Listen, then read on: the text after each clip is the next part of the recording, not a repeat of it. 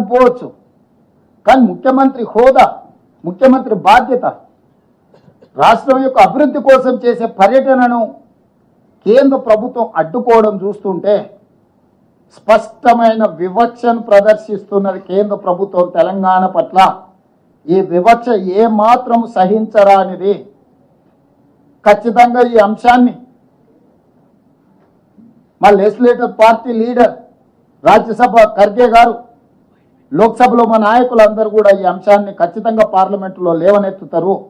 మా పార్లమెంట్ సభ్యులు ఇక్కడ ఉన్నారు, ఖచ్చితంగా ఈ అంశాన్ని పార్లమెంట్లో, లోక్సభ, రాజ్యసభలో కూడా లేవనెత్తుతాము. ఇది అంత ఆషామాషిగా తీసుకునే విషయం కాదు. ఈ తెలంగాణ వ్యతిరేక భావజాలం నరేంద్ర మోడీ గారు పార్లమెంట్లో పదే పదే మాట్లాడినా తెలంగాణ రాష్ట్ర బీజేపీ నాయకుల మెతక వైఖరి వల్ల ఈరోజు అంత ధైర్యంతో గుజరాత్ వాళ్ళు మన అభివృద్ధిని అడ్డుకునే ప్రయత్నం చేస్తున్నారు. ఈరోజు పెట్టుబడులు తెలంగాణకు వస్తే గుజరాత్కు పెట్టుబడులు పోవేమో, గుజరాత్ అభివృద్ధికి కొంత ఇబ్బంది కలుగుతుందేమనే కుట్రతోని ఈరోజు నా పర్యటనను అడ్డుకున్నారు. వాళ్ళు చెప్పిన లెటర్లో clearance from political angle is declined అంటే what is political angle? Narendra Modi Bharatiya Janata Party, Revanth Reddy Congress Party. Narendra మోడీది గుజరాత్, రేవంత్ రెడ్డిది తెలంగాణ. ఇదే కదా మీ పొలిటికల్ యాంగిల్, ఇదే కదా మీ వివక్ష. ఒక పక్కన గుజరాత్ ముఖ్యమంత్రికి ఇదే సమయంలో పర్యటనకు అనుమతి ఇచ్చి పెట్టుబడులను ఆకర్షించడానికి వైబ్రెంట్ గుజరాత్ కార్యక్రమంలో భాగంగా అతన్ని విదేశాలకు మీరు పంపించి ఈరోజు తెలంగాణ రైజింగ్ 2047 అడ్డుకోవడము, ఇది స్పష్టంగా రాజకీయ వివక్ష, తెలంగాణ అభివృద్ధిని అడ్డుకోవడమే. అందుకే ఈరోజు విదేశంలో ఉన్నప్పుడే నేను స్పందించి ఉండొచ్చు, కానీ విదేశాలలో వేదిక మీద నుంచి మాట్లాడితే అగో చూసిన వారు దేశద్రోహి, విదేశాలలో భారతదేశ గౌరవానికి భంగం కలిగించారు అని మళ్ళీ అవగాహన లేని మాటలు మాట్లాడతారని చెప్పి ఈరోజు ఇక్కడికి వచ్చిన తర్వాత ఇంతమంది మొత్తం మంత్రివర్గము, పార్లమెంట్ సభ్యులు, శాసనమండలి సభ్యులు, శాసనసభ్యులు అందరం ముక్త కంఠంతో కేంద్ర ప్రభుత్వ వైఖరిని ఖండిస్తున్నాము. ఇది ఏ మాత్రం కూడా ఫెడరల్ స్ఫూర్తికి ఇది విరుద్ధము.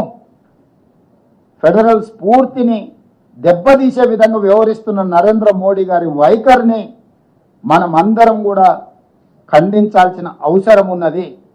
అందుకే ఈరోజు నా పర్యటన అడ్డుకున్నారు, కానీ నా లక్ష్యాన్ని మీరు ఆపలేరు. అందుకే అధికారులను అమెరికాకు పంపించిన. ఆక్స్ఫర్డ్తో మన అధికారులు ఒప్పందాలు చేసుకోబోతున్నారు ఇవాళ రేపు.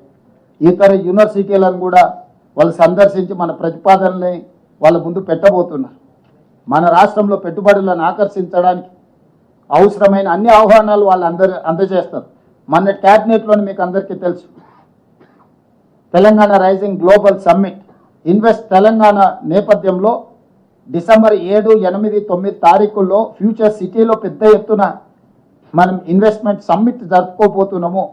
దీనికి సంబంధించిన ఆహ్వాన పత్రాలు సంబంధిత కార్పొరేట్ కంపెనీస్ అందజేస్తారు. ఎందుకంటే వాళ్ళు 4-5 నెలల ముందే వాళ్ళ పర్యటనను ఖరారు చేసుకోవాలి. వాళ్ళ కంపెనీలు వాళ్ళ బోర్డు అప్రూవల్స్, ఇన్వెస్ట్మెంట్స్ని బోర్డులో అప్రూవల్ తీసుకోవాలంటే వాళ్ళకి తగిన సమయం ఇవ్వాలి. అందుకోసమని ఇంత ముందస్తుగానే యుఎస్ పర్యటనలు పెట్టుకొని విద్యా సంస్థల్ని, క్రీడా సంస్థల్ని, పెట్టుబడులు పెట్టి ఉద్యోగ ఉపాధి కల్పించే సంస్థల్ని ఆహ్వానించడానికి ఒక ప్రత్యేకమైన పర్యటన పెట్టుకొని మేము వెళ్ళడం జరిగింది.